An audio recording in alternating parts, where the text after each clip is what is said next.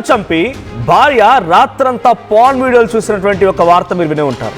దానికి సంబంధించిన దాంట్లో మరొక బిగ్ అప్డేట్ వచ్చింది. సో భార్య మొదటి నుంచి ప్లాన్లో భాగంగానే భర్తని దూరం చేసే ప్రయత్నం చేసింది. ఇంటికి దూరంగా భర్త ఉండాలి, ఆ ప్రియుడితో భార్య ఎంజాయ్ చేయాలి, ఇది స్కెచ్ వేసింది. సో డీటెయిల్స్లోకి వెళ్తే గుంటూరు జిల్లా దుగ్గియాల మండలం చిలువూరు దగ్గర ఈ సంఘటన జరిగింది. లక్ష్మీ మాధురి అండ్ శివనాగరాజు, ఇక్కడ ఈ కల్పించే వ్యక్తి గోపి, ఆ మహిళ ప్రియుడు. సో లక్ష్మీ మాధురి అండ్ శివనాగరాజు ఇద్దరికి 2007లో పెళ్లి జరిగింది, ఇద్దరు మగ పిల్లలు కూడా ఉన్నారు. సో ఆ తర్వాత అటు భర్త ఏమో ఇంటి దగ్గర ఏదో వ్యాపారం, చిరు వ్యాపారిగా ఉండేవాడు, అటు ఈ ప్రియుడేమో అక్కడ సత్తెనపల్లిలోనే ఉంటూ హైదరాబాద్లో కార్ ట్రావెల్స్ బిజినెస్ ఉందంట. సత్తెనపల్లిలోనే ఉంటాడు కానీ హైదరాబాద్లో కార్ ట్రావెల్స్ బిజినెస్ ఉంది. కొన్ని ఎంగేజ్ సాఫ్ట్వేర్లకి లేకపోతే అక్కడ ఎంగేజ్ చేస్తుంటారు చూసారా కార్లని, ఆ రకమైన బిజినెస్ ఉంది ఆ ప్రియుడికి. సో ఈ మహిళ ఏమో విజయవాడలోని ఓ థియేటర్లో పనిచేస్తూ ఉండేది, భర్త చిరు వ్యాపారం చేస్తూ ఉండేవాడు. అంతవరకు సవ్యంగానే ఉంది. కొన్నేళ్ల పాటుగా అంతా ఒక చిన్న కుటుంబం, చింతలేని కుటుంబంగా ఆ కుటుంబం జీవించింది. అయితే ఒకరోజు థియేటర్కి గోపి వచ్చాడంట. గోపి వచ్చిన తర్వాత ఆ పరిచయం ఎలా ఏర్పడిందో తెలియదు కానీ ఆ పరిచయం కాస్త ఇప్పుడు ఈ రకమైన పరిస్థితి దారితీసింది. గోపికి లక్ష్మీ మాధురికి పరిచయం ఏర్పడింది. ఆ తర్వాత కొద్ది రోజుల పాటుగా వారిద్దరి మధ్య ప్రేమ వ్యవహారం కొనసాగింది. ఆ ప్రేమ వ్యవహారం కాస్త భర్త అడ్డుగా ఉన్నాడు, భర్తను తప్పించాలి. ఏం చేసింది, ప్రియుడికి సంబంధించినటువంటి ఆ కార్ ట్రావెల్స్ వ్యాపారంలోనే భర్తని ఉద్యోగానికి పెట్టింది. ఆయన కార్ డ్రైవింగ్ వచ్చి ఇక్కడ చిరు వ్యాపారం చేస్తున్న, డబ్బులు సరిపోవట్లేదు, పిల్లలు పెద్దోళ్ళు అవుతున్నారు, డబ్బులు సంపాదించాలి, రకరకాల మాయమాటలు చెప్తారు చూసారు. ఇక ఈ మాయమాటలు చెప్పి భర్తను ఏం చేసింది, హైదరాబాద్ పంపించేసింది. ఆ ప్రియుడి యొక్క కార్ ట్రావెల్స్ కంపెనీలో పనిచేయిపో, అక్కడే జావుపో అని అక్కడ పంపించేసింది భర్తని. భర్త ఇక్కడికి వచ్చాడు. ఇక ఆ ప్రియుడికి అండ్ భార్యకి, ఆ మహిళ లక్ష్మీ మాధురికి లైన్ క్లియర్ అయిపోయింది. ఇష్టమట్టుగా ఎంజాయ్ చేయొచ్చు, వాళ్ళు కలవచ్చు, తిరగవచ్చు, ఏదైనా చేయొచ్చు, అన్ని రకాలుగా వాళ్ళకి క్లియరెన్స్ వచ్చేసి నడిచిపోయింది. ఇక భర్త కొన్ని రోజుల పాటు ఇక్కడ ఉన్న తర్వాత భర్తకి ఏదో అనుమానం వచ్చింది. సరే ఇక్కడికి వచ్చిన నేను డబ్బులు సరిపోవట్లేదు, అక్కడ భార్య పిల్లంతా ఎందుకు ఇదంతా, మళ్ళీ అక్కడికి వెళ్ళి నా వ్యాపారమే చేసుకుంటా, నాకు చిన్న చితక జీవితం అనేది బాగా ఉంది, చిన్న వ్యాపారమే చేసుకుంటా, దాన్ని విస్తరించుకుంటా, అవసరం అయితే ఈ ట్రావెల్స్ ఉద్యోగం నాకు వద్దు అని చెప్పి మళ్ళీ తిరిగి వెళ్ళిపోయాడు గుంటూరు జిల్లాకి. సో అక్కడ వెళ్ళిపోయిన తర్వాత అక్కడే మళ్ళీ జీవిస్తూ ఉన్నాడు, అంతవరకు సవ్యంగానే ఉంది. ఇక ఎలాగైనా సరే భార్య ఆ ప్రియుడితో ఉండాలనుకుంది, భర్త అడ్డుగా ఉన్నాడు అనుకుంది. వెళ్ళిపోయి అక్కడ జాబ్ చేసుకుంటే ఇక్కడే ట్రావెల్స్లో పనిచేస్తూ ఉన్నా భార్యకు దూరంగా ఉన్న పాపం ఈరోజు శివనాగరాజు చచ్చిపోయాడు కాదేమో, శివనాగరాజుకి మత్తి ఇచ్చి శివనాగరాజుని చంపేది కాదేమో. సో శివనాగరాజు ఇక్కడ పని చేయలేక భర్త ఇంటికి వెళ్ళి మళ్ళీ అదే వ్యాపారం చేసి దాన్ని విస్తరిద్దాం అనుకున్న ఆలోచనతో వెళ్ళాడో లేదో కథం అడ్డు అనిపించి ఇద్దరు కూడా, మా ఇద్దరి మధ్య అడ్డుగా ఉన్నాడనే రకంగా అటు ప్రియుడు అండ్ కట్టుకున్న భార్య ఇద్దరు అనుకున్నారు. ఈ 2007లో పెళ్లి జరిగింది అనుకుంటే సుమారుగా 18-19 ఏళ్ళు అవుతోంది కదా. కట్టుకున్న భర్తే కదా, ఎంతగానో పాపం నేను పెళ్లి చేసుకొని నేను సాది ఏం అంటే నువ్వు కూడా పనిచేస్తున్నావు అనుకోండి, బట్ పిల్లల్ని అన్ని రకాల ఒక జీవితాన్ని ముందు తీసుకున్న వ్యక్తే కదా. ఇద్దరు పిల్లలు గుర్తు రాలేదా సమయంలో, అటు భర్త నా కట్టుకున్న భర్త కదా అనే విషయం మర్చిపోయింది. ప్రియుడిని పిలిచి బిర్యానీ భర్తకు మంచి చక్కగా వండి వార్చి బిర్యానీ పెట్టింది. ఆ బిర్యానీలో మత్తు పందిచ్చి భర్త గాఢ నిద్రలో పోయిన తర్వాత చంపేసింది. ఆ తర్వాత అక్కడి నుంచి ప్రియుడు జంపిగా చచ్చిపోయింది కదా అని చెప్పి ప్రియుడు జంపి, ఆ తర్వాత భార్య రాత్రంతా కూడా పాన్ చూస్తూ కూర్చుందట, ఫోన్లో రాత్రంతా పాన్ వీడియోలు చూస్తూ కూర్చుందంట. ఈ విషయం పోలీసుల విచారణలో బయటపడింది. తెల్లవారుజామున ఆ భర్త మరణాన్ని ఏదో సామాన్యమైనటువంటి మరణంగా చిత్రీకరించే ప్రయత్నం కూడా చేసింది. ఏదో సామాన్య మరణంగా చిత్రీకరించి అసలు ఏమాత్రం సంబంధం లేనట్టుగా చిత్రీకరించే ప్రయత్నం చేసింది. కానీ బంధువుల ఫిర్యాదుతో అసలు విషయం బయటపడింది. ఇక్కడ విషయం ఏంటంటే ఆ భర్తని అడ్డు తొలగించుకోవాలనుకోవడంలో భాగంగా ముందుగా హైదరాబాద్ పంపించింది. నువ్వు అక్కడే బతుకు, అక్కడే ఉండి, ఎప్పుడో ఒకసారి వస్తే పోతివి, కానీ నేను మాత్రం నా ప్రియుడితో ఎంజాయ్ చేస్తా.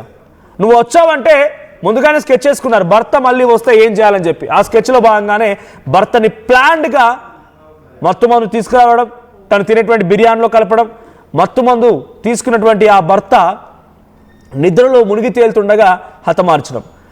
యూట్యూబ్లో చూసి భర్తకు టార్గెట్ పెట్టిందంట. యూట్యూబ్లో వీడియోలు చూసి, సిరీస్లు సినిమాలు రకరకాలుగా వస్తాయి కదా, అవన్నీ చూసి భర్తను టార్గెట్గా పెట్టుకొని ఈ పని చేసిందంట భార్య. సో భర్తను చంపేసి రాత్రంతా పాన్ వీడియోలు చూస్తూ కూర్చుందంట భార్య. అయితే పోస్ట్ మార్టం రిపోర్ట్లో అసలు విషయం బయటపడింది, భర్తని బలవంతంగానే చంపారు, కొంత ఇబ్బంది పెట్టారన్న విషయం బయటపడింది. ఏదేమైనా ప్రస్తుతానికి భార్యను అదుపులోకి తీసుకున్నారు, నీతి పరారులో ఉన్నాడు. సో గోపిని అదుపులోకి తీసుకునేందుకు పోలీసులు ప్రయత్నం చేస్తున్నారు. సో ఈ సంఘటన ఇప్పుడు 2 తెలుగు రాష్ట్రాల్లో హాట్ టాపిక్గా మారింది. సో భర్తని హతమార్చి ప్రియుడిని దగ్గర తీసుకోవడం కోసం రకరకాల పన్నాగాలు పడడం, రాత్రంతా భర్తని నగ్నంగా పెట్టేసుకొని న్యూడ్ వీడియోలు చూసినటువంటి ఆ సదరు భార్య విషయంలో ఇప్పుడంతా కూడా తనని చీదరించుకుంటున్నారు, తూ అంటున్నారు, ఇదా నిర్వాకం అంటున్నారు. పిల్లలు, భర్త ఏం గుర్తురాదు ఆ సమయంలో. ఎవడో ఒక ముక్కుమోహం తెలియనటువంటి ఒక ప్రియుడు, వాడికి వ్యాపారం ఉండని, వాడు ఎంత పెద్ద ధనికుడైనా కానీ నిన్ను ఇష్టంగా పెళ్లి చేసుకొని నీతో పాటుగా పిల్లల్ని కన్నటువంటి ఆ భర్త, పిల్లలు ఏది గుర్తు రాకుండా ఒక ముక్కుమోహం తెలియని వ్యక్తి కోసం భర్తను హతమార్చినటువంటి ఆ భార్య సంఘటన ఇప్పుడు రెండు తెలుగు రాష్ట్రాల్లో చర్చనీయాంశంగా మారింది. మా ప్రతినిధి సాయి ఉన్నారు. సాయి, ఏకంగా తన భర్తని ముందుగస్తూ స్కెచ్లో భాగంగానే ఒక ట్రావెల్స్ కంపెనీలో, అది కూడా తన ప్రియుడికి సంబంధించిన ట్రావెల్స్ కంపెనీలో ఉద్యోగిగా చేర్చింది.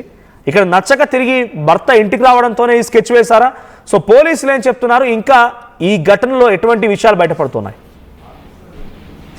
దుగ్గిరాల్లో జరిగినటువంటి సంఘటనలు ప్రస్తుతం రాష్ట్ర వ్యాప్తంగా కూడా ఒక మరిందనే విధంగా చెప్పచ్చు. ఎందుకంటే ప్రధానంగా ఈ కేసుకి సంబంధించినటువంటి అంశంలో భార్య పక్క ప్రణాళికగా భర్తను ఎట్లాగైనా చంపాలనే విధంగా నిర్ణయం తీసుకోవటం, అందులో భాగంగానే రాత్రిపూట పడుకునేటటువంటి సమయంలో ఆయన తినేటటువంటి ఫుడ్లో అధిక మోతాదులో నిద్ర మాత్రలను వేసి బిర్యానీ, అంటే ఇష్టంగా తినేటటువంటి బిర్యానీని వండి అందులో ఆ నిద్ర మాత్రలు కలిపి అతనికి పెట్టడం జరిగింది.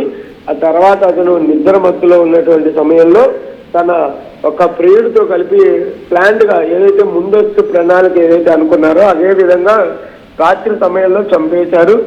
చనిపోయిన తర్వాత ఆమె ఉదయం 4 గంటల వరకు చనిపోయినటువంటి భర్త పక్కనే ఆమె ఉండి కూర్చొని ఉదయం 4 గంటల సమయంలో హడావడి చేసి పక్కన ఉన్నటువంటి స్థానికులందరినీ పిలిచి మా భర్తకి హార్ట్ అటాక్ వచ్చింది కాబట్టి చనిపోయారు అనే విధంగా కూడా ఒక క్రియేట్ చేసినటువంటి పరిస్థితి ఉంది. ఇదంతా కూడా పక్కా ప్రణాళికగా చేయడంతో ప్రస్తుతం అంతా కూడా సంచలనంగా మారిందనే విధంగా చెప్పచ్చు. అయితే ఇదంతా కూడా ముందస్తు ప్రణాళికగా అతన్ని హైదరాబాద్ లో ఎవరైతే గోపి అనేటటువంటి వాళ్ళతో ఈమె అక్రమ సంబంధం నడుపుతున్నటువంటి వ్యక్తి దగ్గరికి భర్తను పంపించడం జరిగింది. అయితే అక్కడ భర్త పనిచేస్తుంటే గోపి ఏమో మంగళగిరి వచ్చేసి ఇక్కడ ఉంటున్నటువంటి సమయంలో వీళ్ళిద్దరూ తిరుగుతూ వాళ్ళు కొంతమంది, అంటే శివనాగరాజు చనిపోయినటువంటి వ్యక్తి ఫ్రెండ్స్ కి కనిపించినటువంటి నేపథ్యంలో వాళ్ళు కొంత అనుమానాన్ని వ్యక్తం చేసి ఈ అంశాన్ని శివనాగరాజుకి చెప్పడం జరిగింది. ఆ శివనాగరాజు అనుమానం ఉన్నప్పటికీ కూడా భార్య పైన నమ్మకంతో అలా చెయ్యదు అని అనేక సార్లు సాయి ఎవరో బంధువులు చూసారు, కొంత అనుమానం కలిగింది, శివనాగరాజుకి చెప్పారు అంటున్నారు. కాబట్టి శివనాగరాజు ఆ విషయం తెలిసిన తర్వాత భార్యని మనం మందలించడం, భార్యని బెదిరించడం, ఇలా చేయకని చెప్పి వారించడం, ఇద్దరి మధ్య వాగ్వాదం ఏమైనా జరిగిందా? అంటే భర్తని చంపితే తప్ప మేమిద్దరం కలవలేము అనే రకంగా నిశ్చయించుకున్న ఆ భార్య భర్తని చంపేంత వరకు తెగదీసిందనంటే ఏదైనా గొడవ జరిగిందా ముందుగా అనుమానంతో? అంటే మొదట్లో అయితే క్లియర్ గా భర్త భార్యని అనేక సార్లు నమ్మి స్నేహితుడిని కూడా వ్యతిరేకించినటువంటి పరిస్థితి ఉంది అన్నట్లు చెప్తున్నారు. అంటే తన భార్య అలాంటి తప్పుదాలు చెయ్యదు అనే విధంగా కూడా ఆయన ఫ్రెండ్స్ తో కూడా చెప్పారనే విధంగా చెప్పినట్లు కూడా కొంతమంది స్థానికులు చెప్తున్నారు. అయితే ఆ తర్వాత అతను పదే ఈ అంశాలు కొంతమంది చెప్పటం, తనకు కూడా అనుమానం రావటం. ఎందుకంటే ట్రావెల్స్ లో పనిచేస్తున్నటువంటి గోపి తాను హైదరాబాద్ వచ్చిన తర్వాత అక్కడ ఉండకుండా మంగళగిరి పరిసరాల్లో ఉండటం గమనించడంతో ఒక్కసారిగా థియేటర్, అంటే లక్ష్మీ మాధురి పనిచేసేటటువంటి థియేటర్ వాళ్ళకి సంబంధించిన వాళ్ళతో కూడా భర్త మాట్లాడటం, అనేక సార్లు కూడా కొంత అనుమానం వచ్చిన తర్వాత, అంటే మొదట్లో ఎంతమంది చెప్పినా కూడా భర్త నమ్మలేదనేది చెప్తున్నారు. కానీ రాను అనేక సార్లు అనుమానాలు రావడంతో తాను ట్రావెల్స్ నేను చెయ్యలేను, నేను వచ్చి నా వ్యాపారం ఏదైతే ఉల్లి వ్యాపారం, అంటే ఉల్లి వ్యాపారం అనేది ఒక రకంగా చెప్పాలంటే చిన్న వ్యాపారం ఏం కాదు, అది భారీ స్థాయిలో చేసేటటువంటి వ్యాపారమే అయినప్పటికీ భార్యకి ఆ వ్యాపారం నచ్చకపోవడంతో తాను ట్రావెల్స్ కి వెళ్ళడం జరిగింది. తిరిగి వచ్చి మళ్ళీ ఉల్లిపాయలకు సంబంధించినటువంటి వ్యాపారాన్ని ఇంటి దగ్గర నుంచే చేసుకోవడం స్టార్ట్ చేశాడు శివనాగరాజు. అయితే ఇంకా శివనాగరాజు వచ్చిన తర్వాత గోపిని కలవటానికి కుదరకపోవటం, పదే భర్త సినిమా థియేటర్ దగ్గరికి వెళ్ళటం, వీళ్ళకి సంబంధించినటువంటి అంశాలపైన దృష్టి పెట్టడంతో ఇదంతా కూడా తామకు ఇబ్బందికరంగా మారుతుంది అనేటటువంటి ఒకే ఒక అంశంతోనే గోపితో కలిసి శివనాగరాజుని చంపాలనే విధంగా భార్య నిర్ణయించుకున్నట్టు తెలుస్తుంది. దీనికి సంబంధించినటువంటి, అంటే తాము హత్య చేసినట్టు తెలియకుండా ఉండాలంటే ఏ విధంగా చేస్తే బాగుంటుంది అనేది యూట్యూబ్ లో చూసే టార్గెట్ పెట్టిందనే విధంగా తెలుస్తుంది. Right, thank you Sai. So మొత్తంగా ఇది రెగ్యులర్గా అటు భర్త థియేటర్లో పనిచేస్తాం తన భార్య కాబట్టి థియేటర్లో ఉన్న వాళ్ళతో కూడా కొంత కాంటాక్ట్లో ఉండేవాడు, జరుగుతూ ఉండేది. ఇటు ప్రియుడు గోపి మాత్రం హైదరాబాద్లో కార్ ట్రావెల్స్ సంబంధించినటువంటి ఒక వ్యాపారం ఉన్నా వచ్చేవాడు, మళ్ళీ తిరిగి వెళ్ళిపోయేవాడు. సో అక్కడే తిరుగుతూ కనిపించేవాడు. ఏదో అనుమానం అనిపించి థియేటర్ వాళ్ళు లేకపోతే